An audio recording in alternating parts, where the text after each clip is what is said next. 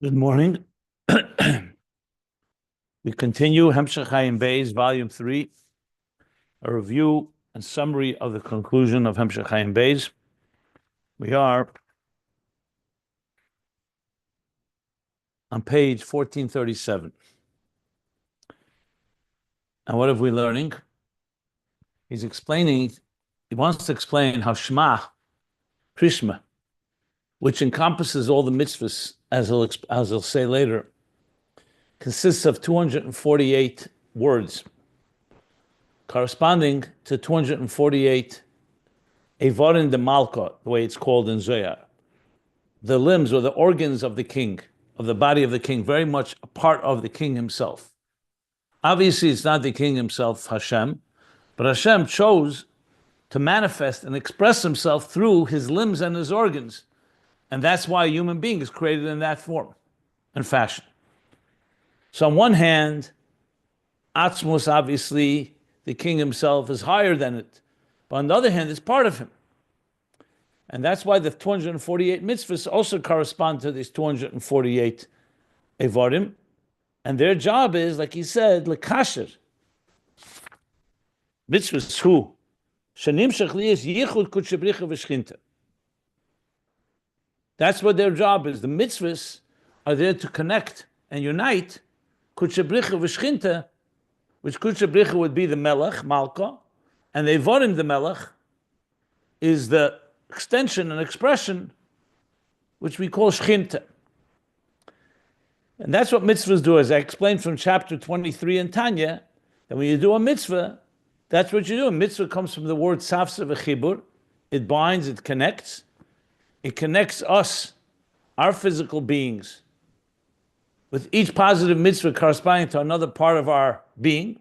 There are mitzvahs, there's a sefer called Sefer Charedim, where he explains how each mitzvah corresponds to a different part of the body. There are mitzvahs connected to the eyes, mitzvahs to the ears, mitzvahs to the mouth, mitzvahs to the arm, to the legs. Like we learned the mitzvah of the arm, like Nisin Zdaka with the arm, tefillin on the arm. So mitzvahs, each positive mitzvah corresponds, and when you do a mitzvah, you're essentially aligning your Evarim, your limbs and your organs, to the Evarim de Malka, which in turn is one with Hashem, as he explains in chapter 23. Here he uses the words Yichud Kutchebricha V'Shchinta. So what are we learning now? And we'll get back to Shema, which is Hashem Echad, and see the connection to that soon. So he's teaching us now that this Yichud of Kutchebricha V'Shchinta is Ad Rei Mamaylas, as he said on top of page 1436. Kutchebricha V'Shchinta are two levels that exist in the whole Seder Shtalshlus, relative to each other. And he so far explained, Kutchebricha V'Shchinta begins on the basic level, Zah and Malchus of Atzilus. Malchus meaning both Chetzenius Malchus and even Primius Malchus is called Shechina. Higher than that, he said, it's Chachma and Bina. So Malchus is Shechina. Kutchebricha means from the word Kodesh. Kutchebricha is Kodesh and Muvdil. That would be Zah, Ein Sof. Then there's Chachma and Bina. Bina is called Shechinte Elah. The main Mokar L'Ishtalshlus. And Chachma is called Kodesh Shalamayla Mebchinas Mokar Mamish. Then he went even further. That Chachma compared to higher than Atzilus, Chachma is Reishis Hagilui Ata. And what is HaKadosh Baruch Hu? Kutchebricha, that would be Keser, or namely Arich. And he explained at length the difference between Ata and Hu, the different levels. And that's why Bina is called Hu, and Chachma is called Ata, even though Chachma is more concealed and higher than Bina, because the point here is not about concealment, the point is the Keser. Bina is a Keser to Zah, Chachma is removed, and you can't even call it a Keser.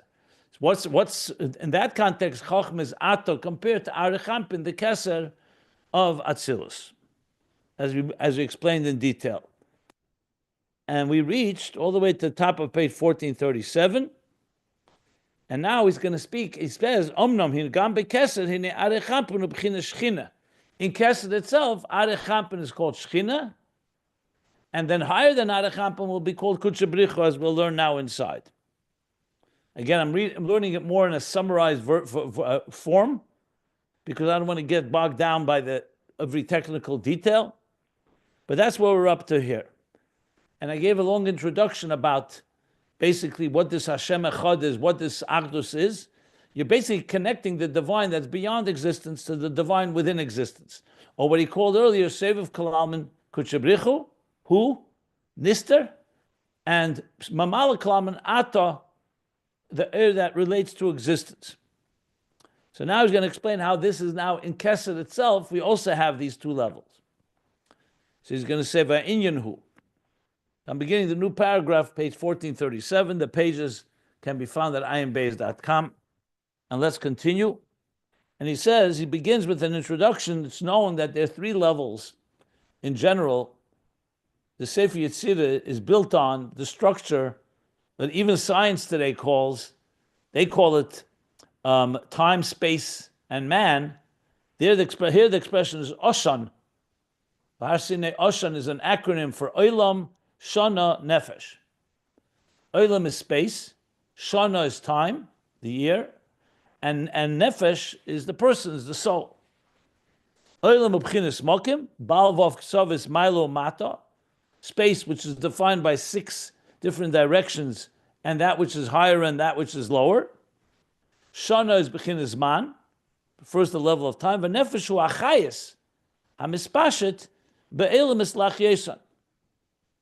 That's the chayis. Here he's talking nefesh, the life force, the divine life force that extends to sustain existence. So when God creates existence, he created space, time, and there's the nefesh that sustains the elements. And he brings from Kos,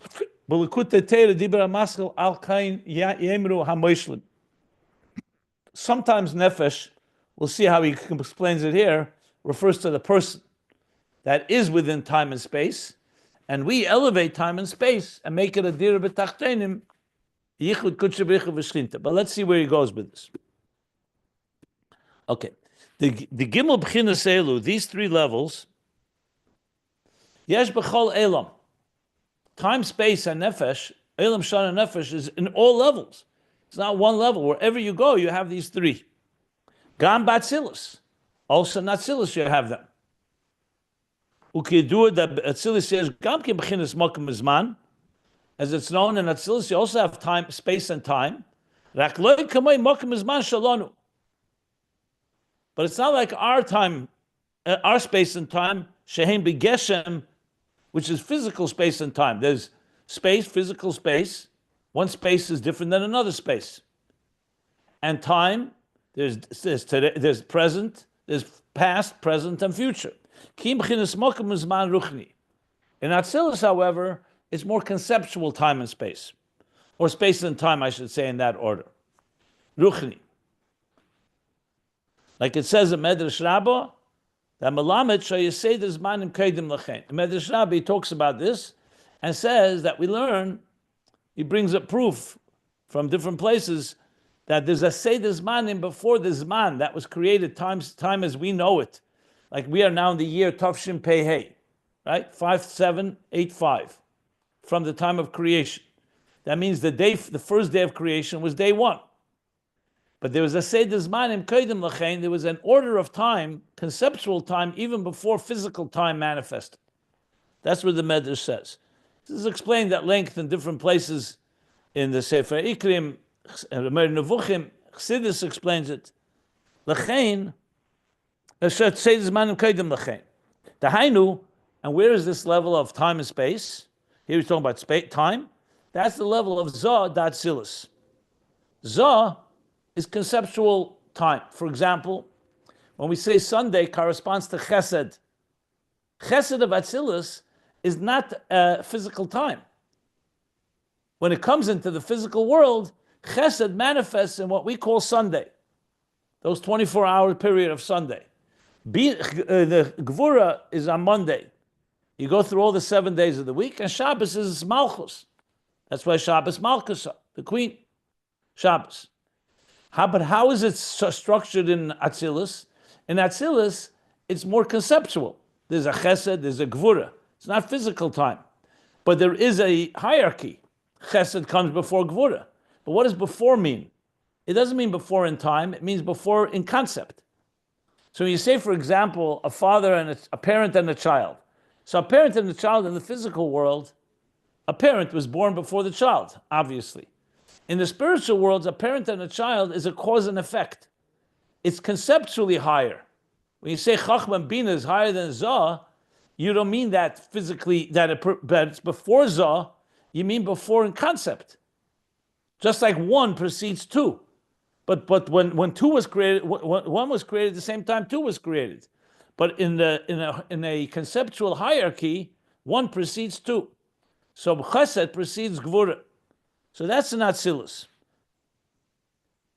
V'hainu commotion is barely ill, b'bchinas Milo Mata Shabes Sviras Atzilus. Like we learned earlier, when we talk about Mila Mata and the 10 spheres of Atzilus, like I just described, that there's higher and lower, there's a higher sphere and there's a lower sphere. We say Chachma comes first, then Bina, then Das, Chesed, Gvura, Teferes, and Malchus is the last sphere. What does it mean last? It doesn't mean in time, it means in concept. So Atzilus, you cannot say doesn't have structure. It has structure. And it has structure of space and time because there's levels, and there's also a hierarchy, what comes before what. However, it's all conceptual. So Milo Mata refers to what level it is. And then Zman, what's Zman? Time. Zman is the relationship between the levels. Kedima ve'ichur. What precedes what? So Chachma is in one space, Bina is another space. Chesed is in one space, Gvur is another space. Zman tells us which one precedes which, so to speak, as I said, cause and effect, which emerges from which. So Zman is Kedima ve'ichur b'seder ha'atzilus. In the Seder Zmanim that he said of Atzilus. So bottom line, what he wants to establish is that Eilam, Shana, Nefesh, these three things, space, time, and Nefesh, spirit, are all, and the energy within them, are in all the levels, including in Atzilus, even though it's not physical space and time and space. So what do we know from this?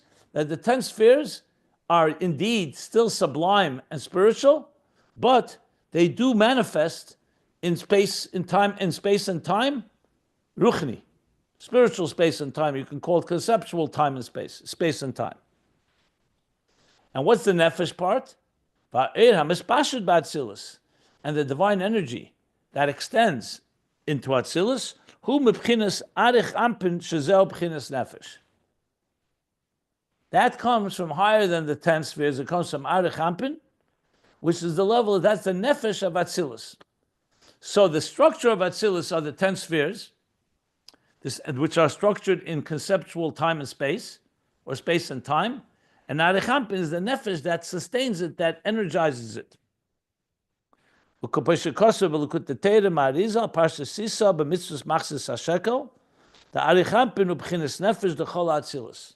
He quotes from Likutei Torah, the Arizal, in Parsha Kisisa, the mitzvah Machzis HaShekel, that Arich Ampin is the nefesh of all of Atzilus.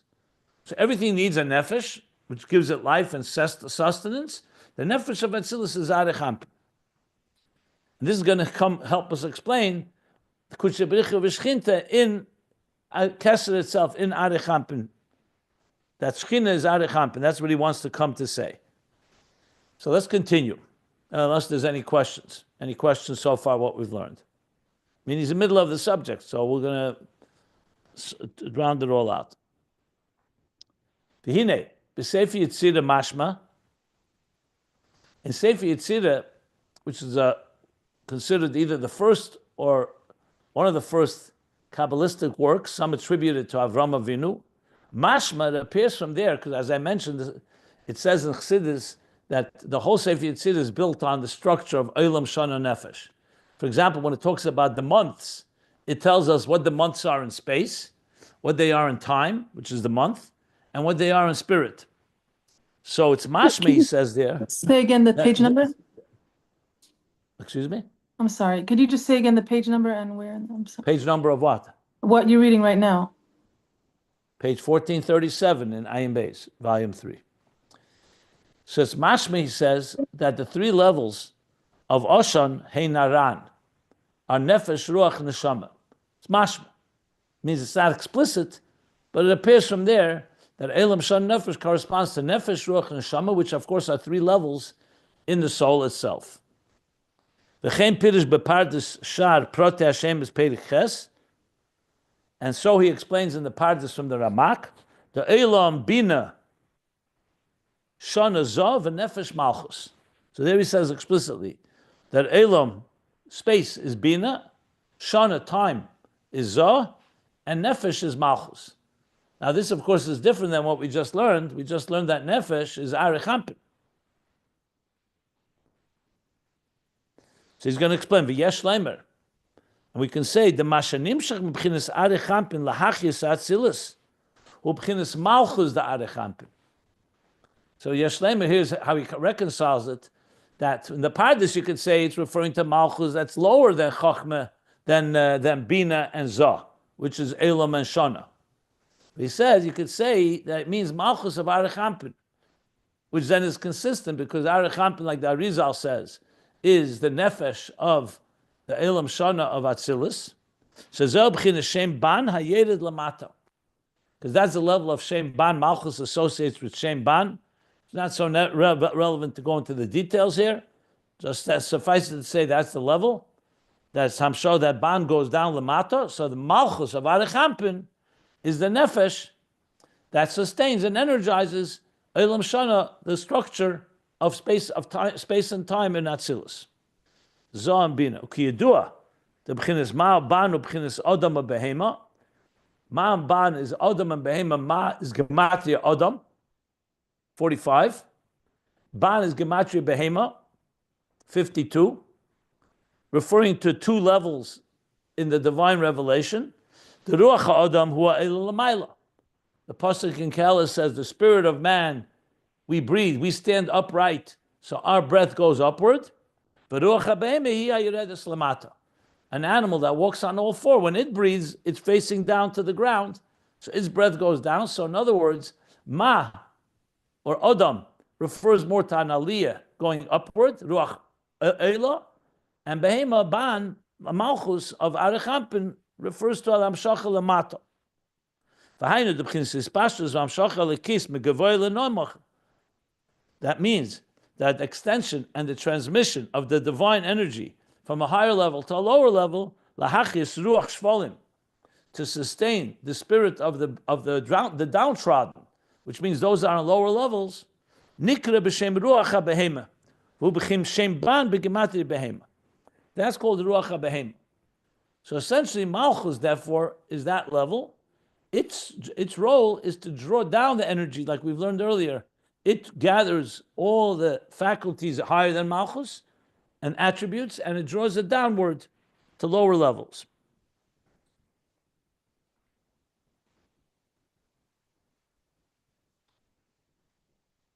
So we learned this also with the Oyer and Keli. The Oyer is, its nature is Aliyah. The Keli is what grounds it.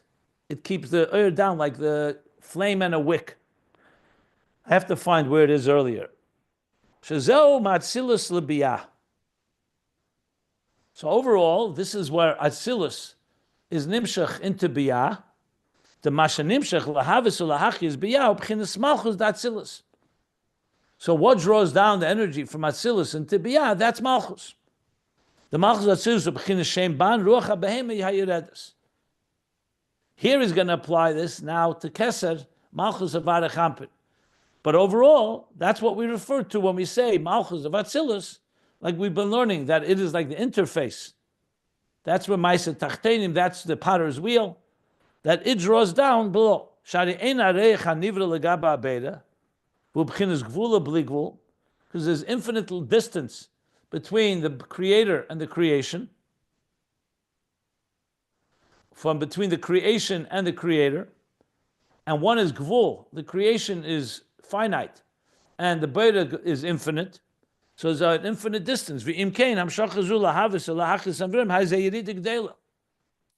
So to connect the two, one should connect to the other, is a tremendous yirida. It requires something that will cause it to go downward on that, to that extent.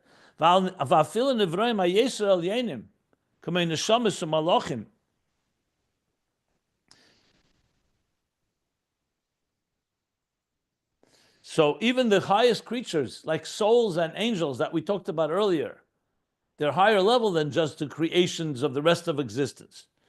Shebegan Eden Elyon, Sheneni Meziva Shechina, where they reside in the higher Gan Eden, which benefits, which enjoys the reflection of the Shechina. Yiridig Delehi Le'ese Haziva Lekishi is Samsim Kol Kach. Even that is a lower of a great descent in comparison to the Ziva Leki, to the divine reflection that diminishes itself so much that it should become a Mokar V'chayis La'asogid Ba'al Gvul V'tachlis. L'hasik La'asogid Ba'al Gvul V'tachlis. So even though they are superior creatures and they have a deep understanding of godliness, but compared to God himself, to the higher levels of godliness, it's a great descent from that level to become something that's a source that creation, which is finite, should be able to perceive it and appreciate it. That's why, I'm not sure why he's elaborating so much on this point, but clearly he is. That's why this level is called Ban Beheimah, because Kiruach HaBeheimah Sheteva Leided. I guess it's coming to explain why would you call such a level Beheimah? Beheimah seems to be a derogatory term. But here it's not the derogatory, here it's coming to explain that the Beheimah reflects the Ruach, the spirit, instead of going up, it's coming downward, meaning it's drawing down from Malchus going downward. U'kamoy Kain, okay, so that explains Malchus of Atzilus, that connects Atzilus to Bria. But how about higher than Atzilus to Atzilus? So you're now going to say the same ideas on higher level. U'kamoy Kain min ha'maitzel and Atzolim. The same thing from the emanator to the emanations. Remember, Atzilus is called an emanation. It's an imparting of. It's not a creation quite like Bria. Everything, of course, is relative. But Atzilus is all divine. But compared to a higher level, it's called Naitzolim, compared to the Maitzil. So Gamkin Hiyiri Gdela, Batsuma. Here he adds, it's a great descent, a great and a very intense descent, because when you compare it to what the Maitzil is like we said, the Eibush is higher than Chochmah, Bina, and the spheres. So it's a great distance. Because the containers of Atzilus have substance, and they are finite. Like the Avedis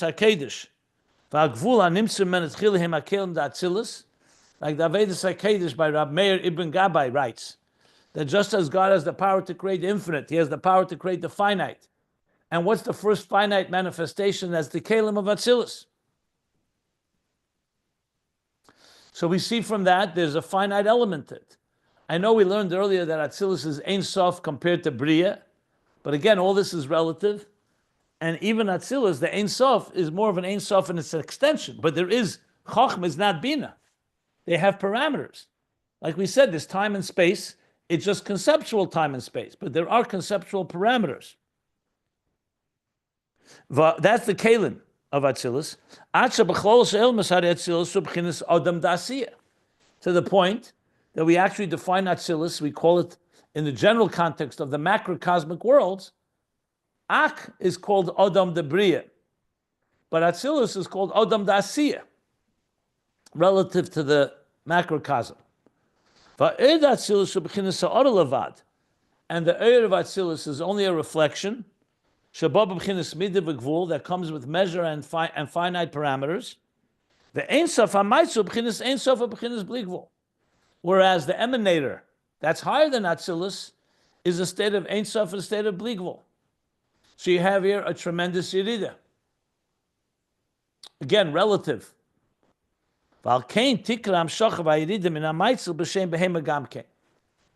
why this Yerida, from the Maitzel to the Natzolim, this Amshach Yerida, this transmission is also called Beheimah, because the same idea, obviously relative to this level. So even though Atzilus is called Odom, but compared to what's higher than it, it's a structure. And that's why you need the Ruach HaBeheimah, Malchus of Arich Ampin. Raklias, ki b'chinas hamaitzu, b'chinas einsof. Oh, 1 second, before we continue.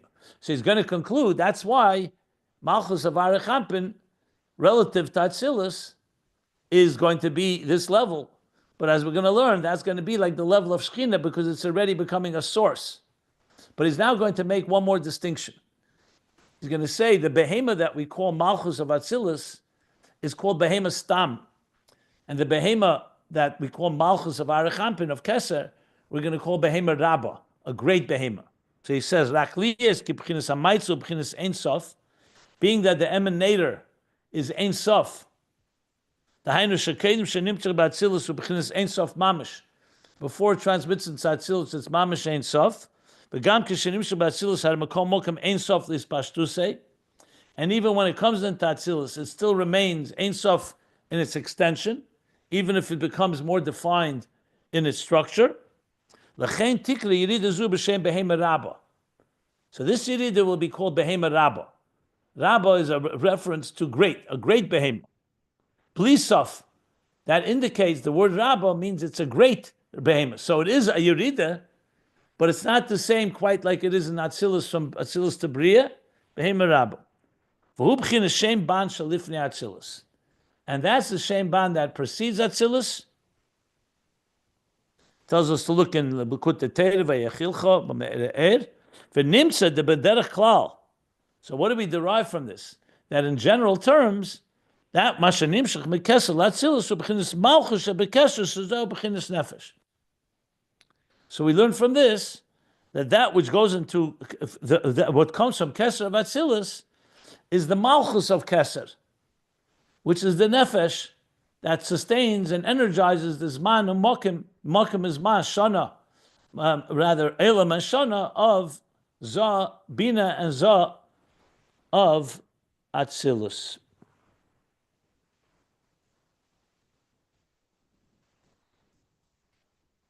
Good. So just to sum up very quickly, basically he's making a case that the idea of Kutsha Bricha and Shechina doesn't just apply in lower levels. We have it now also, relatively speaking, B'chol Reima Mailis, all levels, and here he's explaining how it works from Keser to Atzilus, from the Maitzil to the Netzolim. That's what he sums up here. But now he's going to go and specifically spell out what levels there are. But let me stop if anybody wants to ask anything.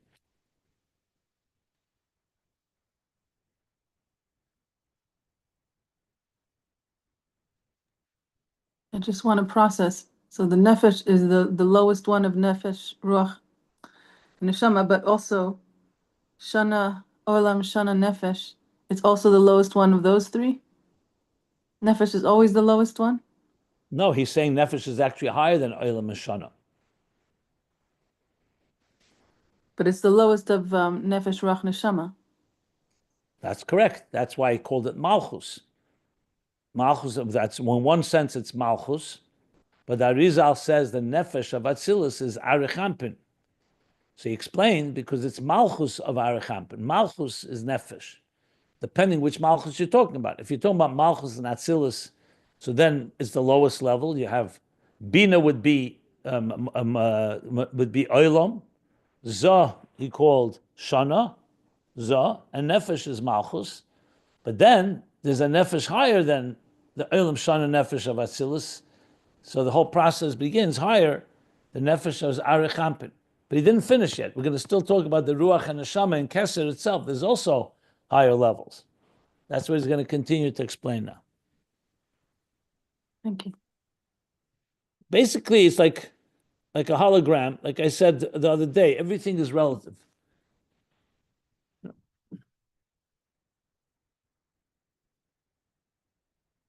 Omnam b'chinas ruach. What then is ruach? If nefesh of Atzilus is Arich Ampin, malchus of Arich Ampin, malchus of Keser. So what's ruach? So based on this, ruach, just like ruach is za in Atzilus, ruach in Keser is midas shebekeser. It's the emotions of Keser. Shein l'mayla mebchinas islapshus b'Atzilus. Malchus of Keser goes down like the Beheimah goes downward to sustain. What's Ruach? Ruach is higher than that. It doesn't manifest in Atzilus. It remains removed.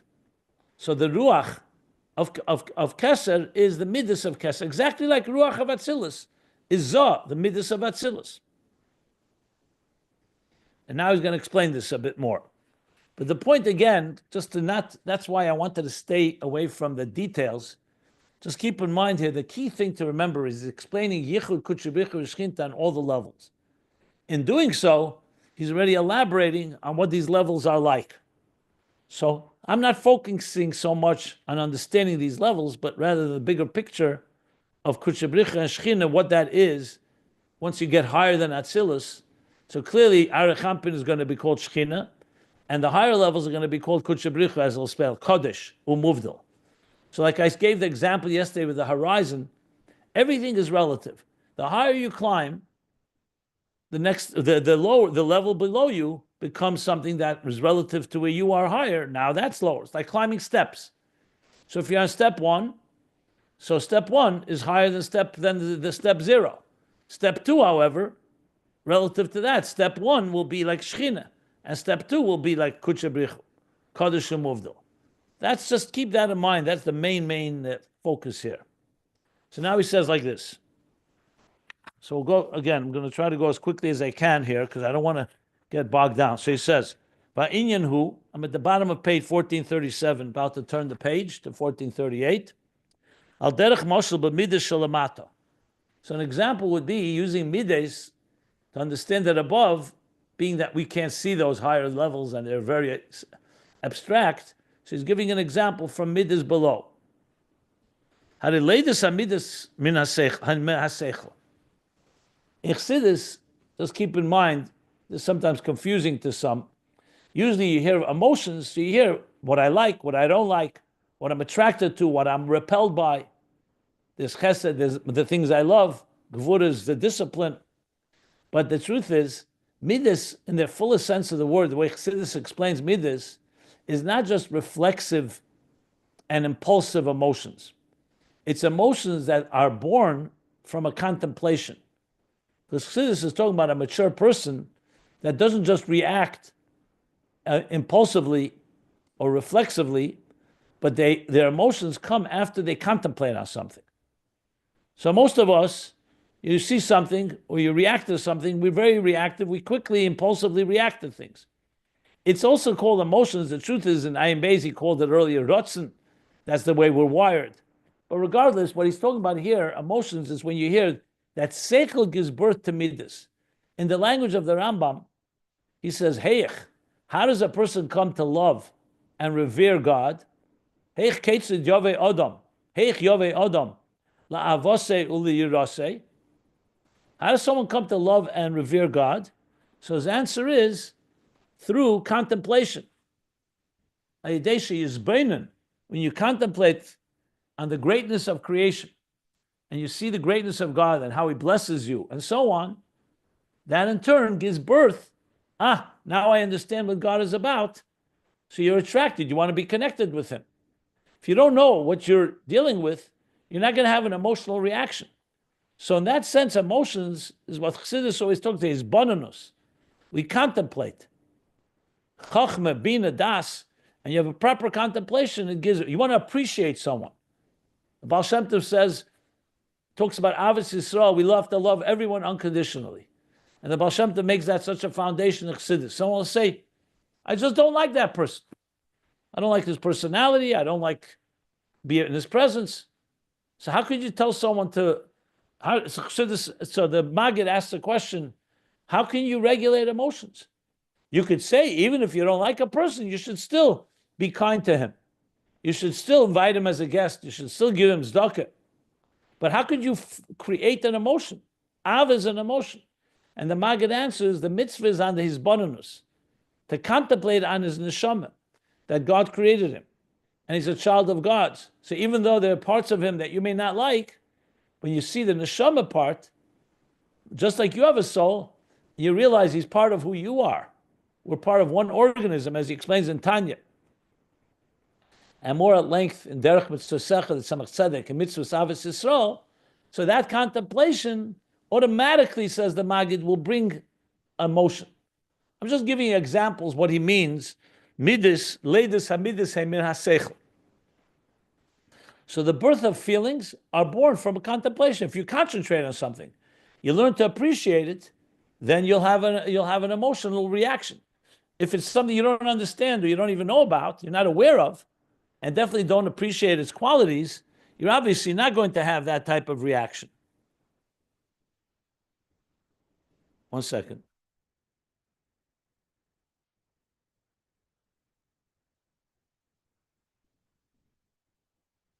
Okay.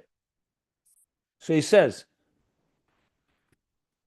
Va'onu royin. I'm turning to page 1438, and we see the achish emisava mida, after an emotion has been formed, has come to be, an emotion that came through a contemplation, through the seichel. Hamida yochli is taken from hamida harbi yesem haseichel hamelida. This emotion can be much more intense than the seichel that gave birth to it. So let's go back to my example. Let's say you really contemplate on someone, and you come to realize this individual has unbelievable qualities, and your mind appreciates it. The emotion that awakens can be a lot stronger than the intellectual process, than the cognitive process. That's what he's saying here. So the emotion that you give birth to can be stronger and more intense. Take it from mida, harbi yesem haseichel hamelida. And furthermore, the gamke shemisalam haseichel, and even when the seichel you stop contemplating, and the seichel that brought you to this emotion is now become concealed, like you're not aware, you're not concentrating right now on that. You went through that process, you came to appreciate this individual, and now you love him. So even when the seichel is misalam, kashanikshach, like for example, kashanishkach memenu hatam, like when a person forgets the reason, mipnei mahu reitze or eina reitze. So that's very possible that you came up with a very good reason that you should be attracted to something, you should love something, or you should have a feeling toward it, one way or another, a good feeling or a negative. If someone will ask you, why do you feel that way? You'll say, I came to that conclusion, but I don't remember exactly the reasons. That's possible. Why I want that or desire or don't desire. So even though it was born and wouldn't have been there were it not for the seichel, so number one, it could be more intense. And number two, even when the seichel is not there in a conscious way, the midah has been born and you have that connection.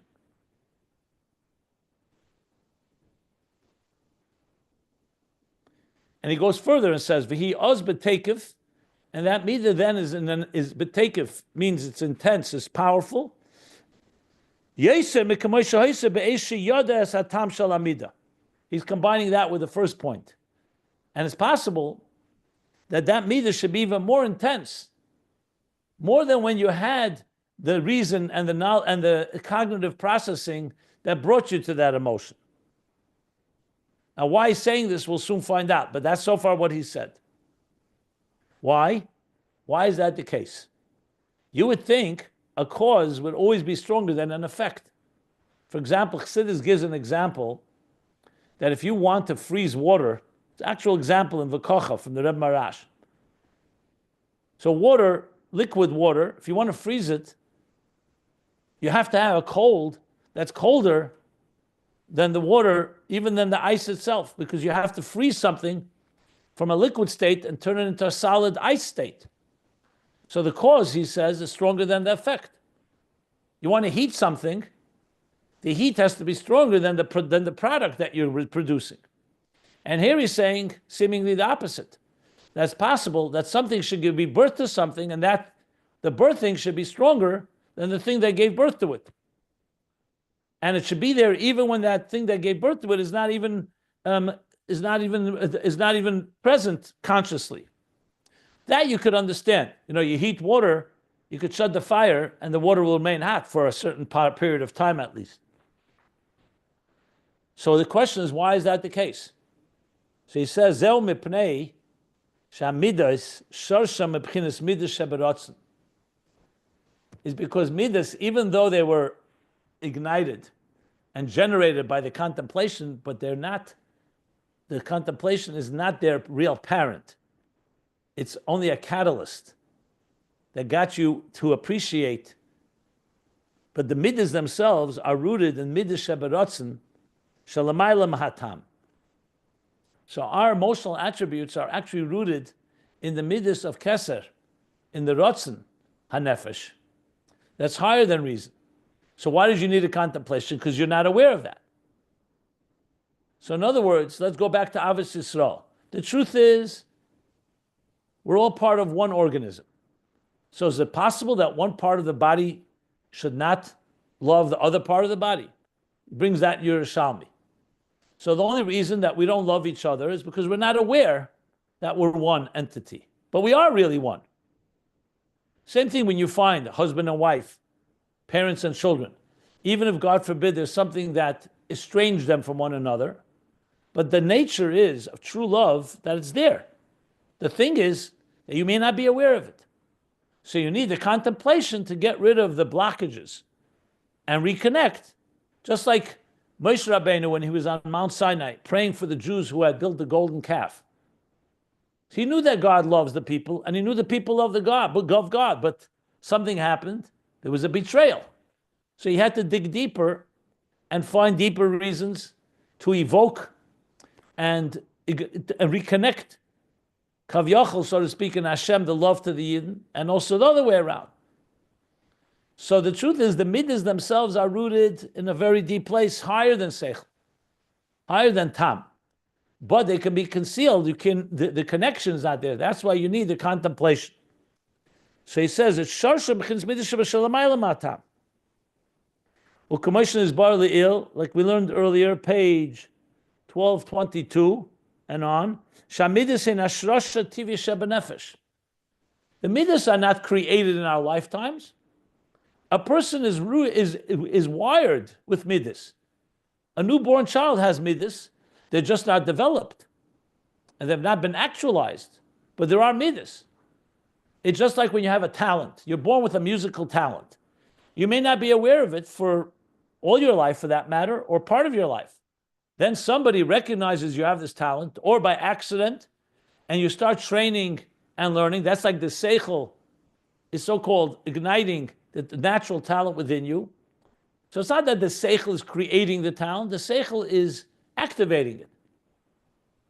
So he's saying the same idea here. The midas are rooted, ashrasha tivis. Shrasha means like rooted. They're rooted in the very soul itself. However, they emerge through seichel and tam. As a person matures and their seichel develops, that seichel and the reasoning can help awaken that which was dormant in our hard wiring in our souls. Now, all this is coming to explain that even higher than Atzilus, even higher than the conscious faculties, there's also going to be a Nefesh and a Ruach. Nefesh would be the Arich and the Malchus of Keser that associates with Atzilus. But now he's talking about Ruach, the Mides Sheberotzen, or Mides Shebekeser, that's higher, that remains somewhat, like I said, dormant, but it's there. That's what he's leading up to, and he's explaining it in Chabad Oisius, so we can come to understand it in Avedidika terms, so Kutsha Bricha V'Shchinta, even in levels that we would call the supraconscious.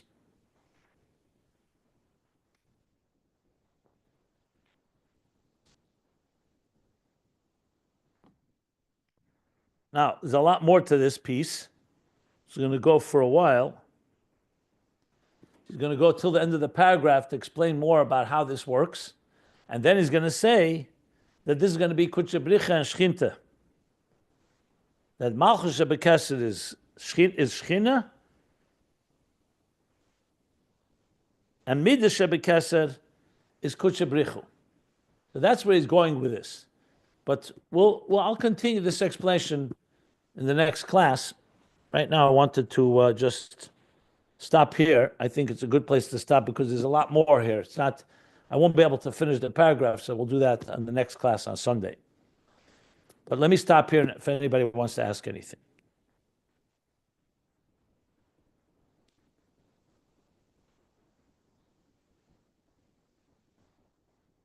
Okay. I have a question.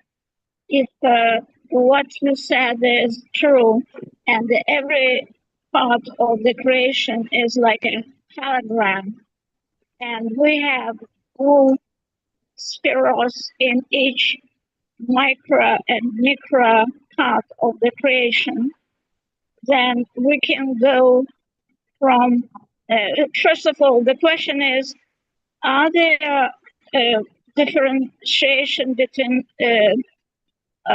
Shechina and Kushabriku inside of the sphere? Is there the vector or different kind of how is this? Well, he said on all levels, these are two forces at work that one is manifest and one is more removed. That was the bottom line. So he spelled out certain levels, but hypothetically, you could say it exists on all levels. Yeah.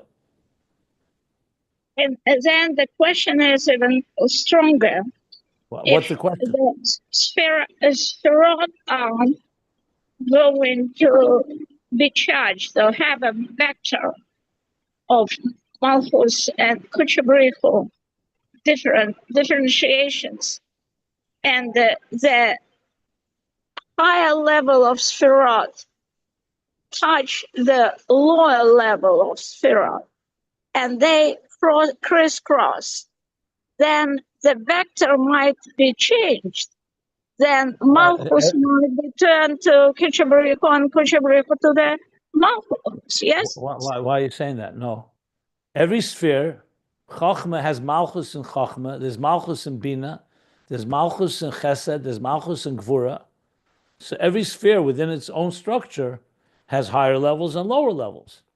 So if you're going in the right order, obviously the lower level of a higher level is higher than the higher level of a lower level. That's obvious. Like I said, you climb a mountain, the higher you go, the bigger the horizon. So this is all relative. He said Malchus and Zah is Shechina and Kuchabrichu. Bina and Chachma is Shechina and Kuchabrichu. Chachma and Arich is Shechina. He didn't say that. Yeah, he said more or less. There's also Shechina Kuchabrichu. And now in Keser, he's saying that Malchus of Keser is going to be Shechina compared to the higher levels of Keser. This is not mathematical, and this is a very simply stating that everything has two levels relative to each other. Kuchabrichu is more removed. Shechina is more manifest. Like Mamala Kalam and Aseviv Kalam. My point is, before the Gashmias world, we have this is all in the spiritual realm. We have Ruchnias. We have stages. We have Nishtalkis. So every stage has a lower level and a higher level. Yes. Then the question is, can they crisscross? I don't know what that means even. I don't even know what you mean by crisscross. What do you mean by crisscross? Malchus is lower than Yesod, and Yesod is lower than Hoid. There's a structure.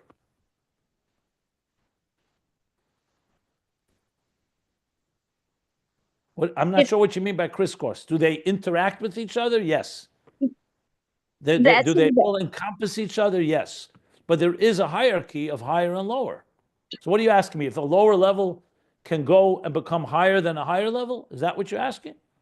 You said the emotion, the spherot are rooted in the highest level. Yes. Spherot. I said that Midos.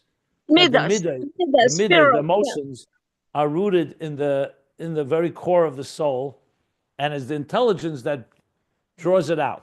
Yes. And then they are going down.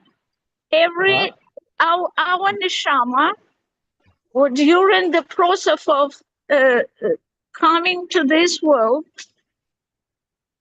cross every world before. And then after all this, how to say, coming down, it has its pure original soul.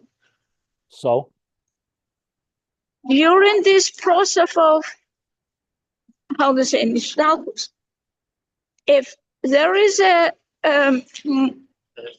case or chance that the vector of the emotion can be switched. I'm really not understanding what. It's very simple. There's two levels called Kutchebrichu and Shechina. Kutchebrichu refers to our removed level. Shechina refers to a manifest level. There's energy that fits into the containers. There's energy above the containers. That's Kutchebrichu and Shechina. How are you relating that to this discussion of a soul coming down? On all levels, you have these two things, and a mitzvah connects these two levels. That's the theme that we're learning here. So I'm not clear what you're trying to say or ask.